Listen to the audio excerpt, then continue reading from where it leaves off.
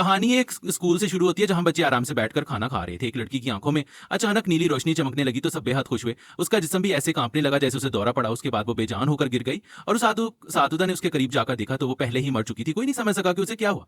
जांच के फौरन बाद साइंसदानों ने दरियाफ्त किया कि एक वायरस है जो सिर्फ बच्चों में फैलता है। काफी कोशिशों के बाद भी उसका इलाज तलाश करना नामुमकिन साबित हो रहा था और कुछ ही देर में दुनिया भर के 29% बच्चे इस खतरनाक वायरस का शिकार हो गए जिन्हें दुनिया के बेहतरीन डॉक्टर भी नहीं बचा सके। उसके बाद हम अमरीकी सदर को तकरीर करते हुए देखते हैं कि उनका बेटा खुद इस वायरस से मुतासिर हुआ है और वो पर उम्मीद है कि हमेशा की तरह इंसान भी उस मसले का हल तलाश कर लेंगे। उसके लिए सीसीडी के नाम से एक खुसूसी शोबा भी बनाया गया। ठीक है, फिर हमें रूबी नामी लड़की नजर आती है जिनके वालिदैन उसकी सालगिरह मनाकर उसे तहाइफ दे रहे थे। वो उसके सामने ऐसे काम कर रहा था जैसे सब ठीक हो, लेकिन हकीकत में रूबी भी इस वायरस का शिकार हो चुकी थी। अब इसके वालिदैन को डर था कि कहीं वो इसे खो दें। इसी रात रूबी अपने कमरे में अकेली नहीं सो सकती थी, तो वो उठकर मां के पास लेट गई और उसका हाथ पकड़ लिया। लेकिन फिर अचानक इसकी आंखों में नारंगी रंग की रोशनी चमकी, जिसकी वजह से रूबी बहुत डर गई और अपने कमरे में भाग गई। अगली सुबह जब रूबी बेदार हुई तो इसे सब कुछ मामूल के मुताबिक लग रहा था, लेकिन जैसे ही इसकी मां ने उसे देखा तो पूछने लगी कि ये लड़की कौन है और वो घर में कैसे दाखिल हुई। उसकी मां ने उसे बिल्कुल याद नहीं किया। इस पर रूबी ने कहा कि मैं आपकी बेटी हूं, तो मुझे कैसे भूल सकते हो? देखो, जो वही तोहफा है जो तुमने मुझे कल रात दिया था। लेकिन रूबी की मां ने सोचा कि शायद ये कोई बीमार लड़की है जो पुलिस से भाग रही है, जिसके बाद उन्होंने रूबी को सीडीसी टीम के हवाले कर दिया। बेचारी रूबी रोती रही, लेकिन सीडीसी की टीम उसे जबरदस्ती बस में बिठाकर ले गई। बस में इस जैसे कई बच्चे बैठे थे और एक गार्ड हाथ में बंदूक ली खड़ा था। गोया ये बच्चे नहीं बल्कि दहशतगिर्द हैं। जल्द ही बस सीजी हेडक्वार्टर पहुंच गई जहां सिक्योरिटी के सख्त इंतजाम किए गए थे, जिसके बाद बच्चों को एक एक करके अंदर भेज दिया गया। लेकिन जब एक लड़का बहुत ज्यादा सवालात करने लगा तो वहां मौजूद गार्ड्स ने उसे बुरी तरह पीटा। ये सब देखकर रूबी बहुत डर गई। जल्द ही तमाम बच्चों को उनके चेकअप के लिए डॉक्टर के पास भेज दिया गया। जब रूबी की बारी आई तो डॉक्टर ने उसे बताया कि यह बीमारी उसके जिस्म में एक खास किस्म की तब्दीली पैदा कर रही है। ऐसा ही कुछ दूसरे बच्चों के साथ भी हो रहा है। ये म्यूटेशन इस कदर शदीद था कि शायद अब उन्हें इंसान कहना दुरुस्त ना हो, क्योंकि डीएनए में तब्दीली की वजह से अब तमाम बच्चों में मुख्तलिफ मुअजिजाती कुव्वतें नजर आने लगी थी, जिन्हें अब साइंसदानों ने मुख्तलिफ जमरों में डाल दिया है। जिनकी आंखें हरी हैं, अपने इख्तियारात का इस्तेमाल करते हुए उन्हें इंतहाई समझदार और महफूज कैटेगरी में रखा गया। नीली आंखों वाले बच्चों में चीजों को छुए बगैर उठाने की ताकत थी और सुनहरी आंखों वाले बच्चे बिजली को कंट्रोल कर सकते थे। ये तीनों रंग अभी तक महफूज थे, लेकिन कुछ बच्चों की आंखों में सुर्ख और नारंगी रंग भी देखा गया जो कि काफी नायाब था। और जैसे ही ऐसे बच्चों का पता चला तो उन्हें खत्म करने के अहकाम जारी कर दिए गए, क्योंकि उनके इख्तियारात बहुत खतरनाक थे। जल्द ही टेस्ट के दौरान डॉक्टर को पता चला कि रूबी भी नारंगी है, जिसके बाद स्क्रीन पर टर्मिनेट का पैगाम चमकने लगा। रूबी को कुछ बताए बगैर डॉक्टर ने सुकून से इंजेक्शन लगा लिया, जिससे वो शायद रूबी को मारने वाला था। रूबी को मालूम था कि यकीनन कुछ गलत है, जिसके बाद उसने भागने की कोशिश की, लेकिन डॉक्टर ने उसे फौरन पकड़ लिया। लेकिन इससे पहले कि वो उसे इंजेक्शन लगा सके, रूबी ने डॉक्टर का हाथ थामा और कहा कि वो नारंगी नहीं सब्ज है। उस दौरान उसकी आंखों में नारंगी रंग भी चमका, जिसके बाद डॉक्टर ने खामोशी से अपनी फाइल में रूबी का रंग नारंगी से सब्ज कर दिया। उसका मतलब यह था कि रूबी में किसी के भी दिमाग पर काबू पाने की ताकत थी। उसके बाद तमाम बच्चों को सब्ज, नीले और सुनहरी कपड़े पहनाए गए। रूबी ने देखा कि सुर्ख और नारंगी रंग के कपड़े पहने वो बच्चे नहीं थे, क्योंकि शायद वो पहले ही मारे जा चुके थे। इस तरह तकरीबन 6 साल गुजर गए। अब जो चीजें होशियार सब्ज बच्चों ने इतनी आसानी से की, वो ऐसी चीजें थीं जो रूबी को समझ नहीं आती थी। और इसी तरह एक दिन कैप्टन मेक मास ने उसे देखा। वो रूबी से कहने लगा, तुम्हारे जितने दिमाग है तुम मुझे सब्ज नहीं लगती। ये सुनकर रूबी बहुत घबरा गई और जब वो अपने ग्रुप के साथ कमरे में वापस जा रही थी तो अचानक स्पीकर से हाई फ्रीक्वेंसी की आवाज आने लगी, जैसे सिर्फ ये स्पेशल बच्चे ही सुन सकते थे। उसका किसी और पर कोई असर नहीं हुआ। जल्दी रूबी बेहोश हो गई और उसकी आंख मेडिकल रूम में खुली, जहां उसके सामने खातून डॉक्टर बैठी थी। कुछ ही देर में एक गार्ड वहां आया और डॉक्टर को बताया कि इलाज में बहुत देर हो चुकी है, जल्दी से यहाँ से चले जाओ। डॉक्टर ने जल्दी से कागज पर कुछ लिखा और वहां से चला गया। इस नोट में लिखा था कि ये लोग तुम्हारी हकीकत जान चुके हैं। अगर तुम जिंदा रहना चाहते हो तो मुझसे बॉयलर रूम में आकर मिलो। और रूबी ने बिल्कुल ऐसा ही किया। वो खामोशी से दूसरे कमरे में पहुंच गई, जिसके बाद डॉक्टर उसे सबकी नजरों से छुपाकर अपनी गाड़ी में ले आया। लेकिन जैसे ही वो दोनों अड्डे से बाहर निकलने लगे तो अचानक एक गार्ड ने उन्हें रोक लिया। लेकिन अपनी ताकतों की मदद से रूबी ने गार्ड के दिमाग पर काबू पा लिया और उसे दरवाजा खोल दिया, जिसके बाद बिल आखिर रूबी अड्डे से बाहर आ गई। वो कई सालों बाद बाहर की दुनिया देखकर बहुत खुश थी, जिस पर डॉक्टर ने उसे बताया कि बाहर की दुनिया में कोई नौजवान नहीं बचा, इसलिए बहुत से लोग इस शहर को भी छोड़ चुके हैं। फिर रूबी ने अपने वालिदैन से मिलने की ख्वाहिश जाहिर की, जिस पर डॉक्टर ने कहा कि यह बहुत खतरनाक होगा। डॉक्टर ने उसे एक जीपीएस लॉकेट भी दिया जो रूबी को मुसीबत के वक्त इस्तेमाल करना था, ताकि डॉक्टर और उसके साथी उसकी जगह जान सकें। डॉक्टर ने उसे यह भी बताया कि वो उसे कैंप में ले जा रही हैं, जहां रूबी जैसे कई दूसरे बच्चे भी मौजूद हैं। कुछ देर बाद डॉक्टर अपने साथी से मिला, लेकिन जैसे ही रूबी ने उस आदमी से मुसाफिया किया तो वो बहुत डर गई, क्योंकि जैसे ही उसने उस शख्स के हाथ को छुआ तो रूबी ने एक अजीब सा नजारा देखा, जिसमें कई बच्चे भाग रहे थे। इसके बाद जब रूबी कपड़े बदलने के लिए अंदर गई तो उसे वहां एक और लड़की नजर आई जो खुद गोल्डन थी। लेकिन रूबी को देखकर वो इस कदर खौफजदा हो गई कि अचानक उसने रूबी पर बिजली से हमला कर दिया और फिर वहां से भागकर एक वीन में छुप गई। लेकिन इसके बावजूद रूबी इसके पीछे आई और मदद मांगी। ये सुनकर सुनहरी लड़की ने वीन का दरवाजा खोल दिया, जिसके बाद उसने रूबी को भी वीन के अंदर छुपा लिया। इस वक्त वीन में 2 और लोग भी मौजूद थे, जिसमें लियाम और उसका एक दोस्त शामिल था, जिनसे रूबी ने झूठ बोला और बताया कि वो ग्रीन है, और उसके बावजूद कुछ लोग उसका पीछा कर रहे थे। उसका ये कहानी सुनकर वो भी उसकी मदद के लिए तैयार हो गए, और उस दौरान एक टीम मुसलसल उनका पीछा कर रही थी और दूसरी तरफ डॉक्टर भी उनका पीछा कर रहे थे। लेकिन फिर नीली आंख रखने वाले लियाम ने उनकी दोनों कारें तबाह कर दी और वो आसानी से फरार हो गए। थोड़ी देर बाद वो एक सुनसान जगह पर रुक गए, जहां लियाम के दोस्त को समझ नहीं आ रही थी कि रूबी ग्रीन होने के बावजूद चुपके से क्यों भाग रही है, क्योंकि इसके मुताबिक रूबी किसी के लिए खतरा नहीं थी। लेकिन उसकी हकीकत जानकर रूबी के पास इस सवाल का कोई जवाब नहीं था, इसलिए उसने गुस्से से जवाब दिया कि अगर आप लोग मेरी मदद नहीं करना चाहते तो जल्दी बताएं, मैं यहां से चला जाऊंगा।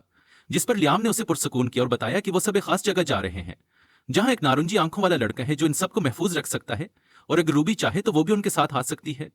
रूबी ये सुनकर फौरन मान गई। रास्ते में रूबी ने लियाम से पूछा कि वो अड्डे से क्यों भागा, जिस पर लियाम ने उसे बताया कि दरअसल उन सब पर अजीब और गरीब तजुर्बात किए गए थे, जिसके जरिए हुकूमत इन तमाम बच्चों की फौज बनाना चाहती है, जिसे दुश्मनों के खिलाफ इस्तेमाल किया जा सके, और इन तमाम चीजों की वजह से उन सब ने अड्डे से भागने का मंसूबा बनाया था।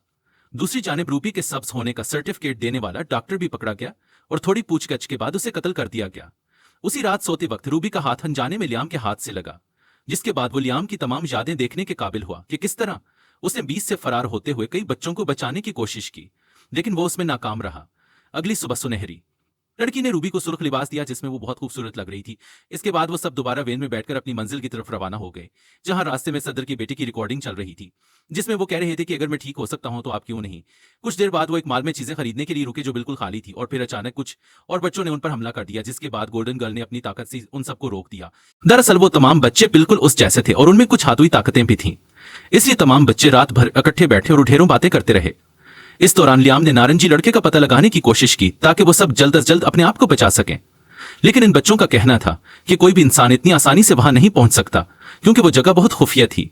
लेकिन फिर रूबी ने लड़के के दिमाग पर काबू पा लिया और उससे मालूमात हासिल की, जो कि एक खास कोड था, जिसके बाद लियाम के दोस्त और रूबी ने इस कोड का मतलब मालूम करना शुरू किया। कुछ अरसा मेहनत करने के बाद आखिरकार जब उन्हें इस ज़ाब्ते का मतलब मालूम हुआ तो सब बहुत खुश हुए। उसके दूसरे तमाम दोस्त भी इस वक्त वहां मौजूद थे और अब वो समझ गए थे कि रूबी सब्ज नहीं बल्कि नारंगी है। लेकिन रूबी को लगा कि शायद अब उसके दोस्त इससे डरने लगेंगे, लेकिन लियाम के मुताबिक डरने की कोई बात नहीं थी। इस पर रूबी ने उसे बताया कि दरअसल वो अपने इख्तियारात को कंट्रोल नहीं कर सकती, और अगर वो अचानक अपने इख्तियारात किसी पर इस्तेमाल करती है तो वो शख्स मर भी सकता है। उसके बाद ये सब लोग आगे बढ़ते गए, लेकिन कुछ देर चलने के बाद अचानक फौजियों की तरह मलबूस कुछ बच्चों ने इन पर हमला कर दिया। उनमें से एक ने लियाम को पहचान लिया, जिसके बाद इनकी गुफ्तगू के दौरान लियाम ने उसे बताया कि वो सिर्फ रहने के लिए एक महफूज जगह चाहता है। ये सुनकर बच्चे उन्हें इस नारंगी लड़के के पास ले आए, जो असल में कोई और नहीं बल्कि सदर का बेटा था, और वो रूबी और उसके दोस्तों को देखकर बहुत खुश हुआ। जिसके बाद उन्होंने बताया कि दरअसल सदर ने सबसे झूठ बोला था कि वो मुकम्मल तौर पर ठीक हो गए हैं, लेकिन दर हकीकत उन पर कई तजुर्बात किए गए, और जब कोई भी तजुर्बा कारगर न हुआ तो हुकूमत ने कैंप बनाए और बच्चों को वहां रखना शुरू कर दिया। उसने रूबी से वादा भी किया कि वो उसे अपने इख्तियारात को इस्तेमाल करने का तरीका सिखाएगा। उसके बाद रूबी को आहिस्ता आहिस्ता उसकी ताकतों का इल्म होने लगा, और अब वो उन पर काबू पाना भी सीख रही थी। फिर एक दिन जब वो बहुत उदास थी तो वो नारंगी लड़का उससे मिलने आया, और उसने रूबी से कहा कि एक नारंगी ही दूसरे नारंगी को समझ सकता है, और ये कहकर उसने रूबी का हाथ पकड़ लिया। लेकिन उसी लम्हे लियाम ने उन दोनों को देखा, जो उसे बिल्कुल पसंद नहीं आया। यहाँ रूबी का हाथ पकड़कर लड़का उसकी सारी यादें देखने के काबिल था, जिसके जरिए उसे मालूम हुआ कि इस रात रूबी के साथ क्या हुआ था। दरअसल जब रात को रूबी अपने वालिदैन के पास गई तो इसने अनजाने में उनका हाथ पकड़कर उनकी सारी यादें मिटा दी थी, जिसकी वजह से वो दोनों इसे भी भूल गए। लेकिन ये सब देखकर नारंगी लड़का बहुत हैरान हुआ, क्योंकि इसे ये भी नहीं मालूम था कि ये सब कैसे करना है, और अब वो रूबी से ये सब सीखना चाहता था। लेकिन रूबी ने कहा कि वो खुद नहीं जानती कि वो ये सब कैसे कर सकती है। कुछ देर बाद जब वो कमरे से बाहर आई तो इसकी मुलाकात लियाम से हुई, जो उससे बहुत नाराज था और कहा कि वो जानता है कि इनके दरमियान क्या चल रहा है। रूबी ने उसे समझाने की कोशिश की कि वो गलत फहमी में है और वो चाहे तो भी कभी एक दूसरे के करीब नहीं आ सकते, क्योंकि वो डरती थी कि वो लियाम के साथ वही करेगी जो उसने अपने वालिदैन के साथ किया। उसके बाद वो झील पर गई, जहां उसने लियाम के दोस्त से मुलाकात की और रूबी को बताया कि वो वहां भी महफूज महसूस नहीं करती। उसी दौरान वो नारंगी लड़का लैपटॉप पर किसी को बता रहा था कि उसके कितने सब्ज, नीले और नारंगी बचे हैं। लेकिन उसी लम्हे रूबी वहां पहुंच गई। आते ही उसने लैपटॉप बंद कर दिया, और दरअसल रूबी भी वहां लैपटॉप लेने आई थी ताकि वो लियाम के दोस्त के साथ उसके घर पर कॉल का बंदोबस्त कर सके। और ये मौका देखकर लड़के ने रूबी के साथ एक मुआहिदा करने की कोशिश की, जिसमें रूबी को उसे मेमोरी को मिटाने की ताकत सीखनी थी, और बदले में वो उसे एक लैपटॉप देने वाला था। रूबी भी फौरन इस बात के लिए तैयार हो गई, लेकिन इससे ये सीखते हुए जब रूबी ने आंखें खोली तो इस वक्त वो लड़का उसके साथ बदतमीजी करने की कोशिश कर रहा था। उसे बचने के लिए रूबी ने इसके चेहरे पर जोर से घुमासा मारा, और जब वो उस कमरे से बाहर आई तो इसकी मुलाकात लियाम से ही, जो रूबी से सारी हकीकत जानने के बाद बहुत गुस्से में था, और अब वो उस लड़के से बदला लेना चाहता था। लेकिन रूबी ने उसे किसी तरह रोक दिया, क्योंकि उसे मालूम था कि अब वो यहाँ महफूज नहीं है। अब उसे जल्द अज जल्द वहां से निकलना था। उसी रात जब वो वहां से भाग रहे थे तो बेस कैंप का जनरल इस नारंगी लड़के के साथ वहां पहुंच गया, और अब उन बच्चों को मालूम हुआ कि हकीकत में ये नारंगी लड़का अपने बाप का भी वफादार है। वो ज्यादा से ज्यादा बच्चों को जमा करता है और उनकी देखभाल करता है। फौज बनाना चाहते थे। इसके बाद उसने लियाम को काबू कर ली और फिर उसे बेदर्दी से मारना शुरू कर दिया, लेकिन फिर रूबी ने कमांडर पर काबू पा लिया और उसे मार डाला। उसके फौरन बाद सुनहरी लड़की ने अपनी ताकतों की मदद से बाकी फौजियों पर भी हमला कर दिया। उसके बाद रूबी ने अपने दीगर 3 साथियों को वापस जाने को कहा, जिसके बाद वो उस नारंगी लड़के के सामने अकेली खड़ी हो गई। फिर उसने पूरी फौज को अपने कंट्रोल में ले लिया और अपनी बंदूकें इस लड़के की तरफ कर दें, लेकिन फिर लड़के ने दोबारा अपने आप पर काबू पाकर इन सबको दे दिया। रूबी की पूरी कोशिश के बावजूद लड़का इस पर भी काबू पाने में कामयाब हो गया, जिसके बाद लड़के ने कहा कि वो रूबी से तमाम उदास यादें मिटा देगा और फिर उसके साथ पूरी दुनिया पर राज करेगा। फिर अचानक रूबी को होश आया और उसने ऊपर से उड़ते हेलीकॉप्टर को अपने कंट्रोल में लिया और उसे लड़के पर गिरा दिया, जिसके बाद एक और हेलीकॉप्टर ने रूबी पर हमला करने की कोशिश की, लेकिन लियाम के दोस्त ने रूबी को बचा लिया। लेकिन इस सब में उसे बहुत गहरा नुकसान पहुंचा और अब रूबी नहीं जानती थी कि उसकी मदद कैसे करे। फिर उसे डॉक्टर का दिया हुआ जीपीएस याद आया। उस डॉक्टर ने उसे अड्डे से फरार होने में मदद की थी, यानी वो इस पर थोड़ा सा भरोसा कर सकती थी। जैसे ही जीपीएस एक्टिवेट हुआ, डॉक्टर उनको बचाने के लिए अपने एक साथी के साथ वहां पहुंच गया। जल्दी रूबी की आंख एक बेड पर खुली और डॉक्टर उसके बेड के बिल्कुल सामने एक कुर्सी पर बैठा था। डॉक्टर ने बताया कि आपका जख्मी दोस्त अस्पताल में और जल्द सेहत याब होने की उम्मीद है, लेकिन लियाम जल्द से जल्द वहां से निकलने का मुतालबा करता है। तमाम समझाने के बावजूद वो यहाँ नहीं रहना चाहता और रूबी को यहाँ अकेला नहीं छोड़ागा। डॉक्टर ने यह भी कहा कि इसका मकसद सदर को पकड़ना था। वो अपने स्याह अमाल को दुनिया के सामने बेनकाब करना चाहता है और वो रूबी के बगैर ये हासिल नहीं कर सकेगा। रूबी नहीं चाहती थी कि लियाम को कोई नुकसान पहुंचे। यही वजह है कि वो लियाम के करीब हो गई और उसके जहन से अपनी हर याद को मिटाने के लिए अपनी ताकतों का इस्तेमाल किया। इसके बाद रूबी ने उसे अपना बैग दिया और घर जाने को कहा, जिसके लिए लियाम ने फौरन रजामंदी जाहिर की। रूबी की आंखें आंसुओं से भर गईं जब उसने अपने प्यार को उसे छोड़ते देखा, लेकिन वो जानती थी कि ये सही है। दूसरी तरफ हम सदर के बेटे को देखते हैं जो अभी जिंदा था। इस वक्त वो अपनी फौज के सामने खड़ा था जो उसके कंट्रोल में थी। रूबी भी उसका सामना करने के लिए पूरी तरह। थोड़ी फिल्म खत्म होती है। क्लर्क